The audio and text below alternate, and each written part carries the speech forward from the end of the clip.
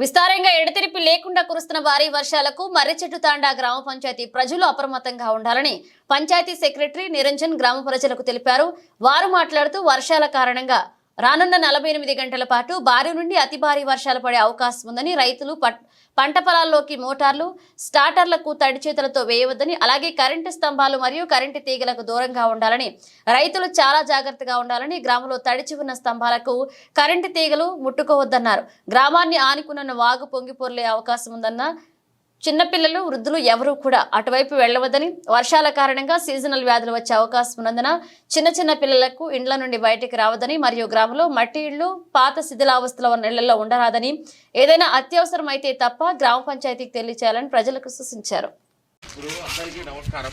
ఇప్పుడు ఏమైతుందంటే ఈ భారీ వర్షాల కారణంగా ఇంకా కూడా మనకు 2 రోజులు ఇంకా 72 వాతావరణ అనౌన్స్ చేసిరు. కాకపోతే ఇంకా ఇప్పుడు 24 గంటలు అయిపోయింది. ఇంకా 48 గంటల టైం భారీ వర్షాలు పడే అవకాశాలు ఉన్నందున ఎవరైనా ప్రజలు ఏం చేయాలంటే అప్రమత్తంగా ఉండాలి. ఎవరింట్లో వాళ్ళే ఉండాలి. అవసరమైతేనే బయటికి రావాలి. ఇప్పుడు మనకు లోతట్టు ప్రాంతం అని బాగు అనేది ఉంది. కాకపోతే పిల్లలకు కూడా అటుపక్క పోనీయకుండా, అది ఎప్పుడు వచ్చేది మన కాయంత లేదు కానీ ఉన్న ప్రభావం చెప్తున్నాం. ఏంటంటే అటుపక్క పోనీయకుండా, చిన్నపిల్లలకు తెలియదు కాబట్టి అటుపక్క పోనీయకుండా ఎవరి పిల్లలను వాళ్ళు జాగ్రత్త పరచుకోవాలి. ఎవరు కూడా అవసరం ఉన్నప్పుడే బయటికి వెళ్ళాలి. ఇటువంటి కరెంటు స్తంభాలను కానీ వాటిని కానీ అనవసరంగా ముట్టుకొని ఇబ్బందులు తీసుకోవద్దు.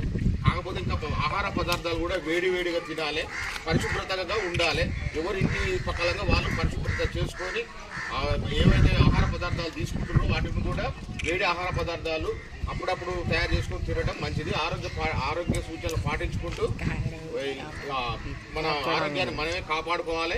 కాబట్టి మీరందరూ ఇటువంటి సూచనలు పాటించి ఎవరు కూడా ఇంకా 48 గంటల టైం ఉంటుంది. వర్షాలు ఉన్నాయని తెలుసుకున్నది.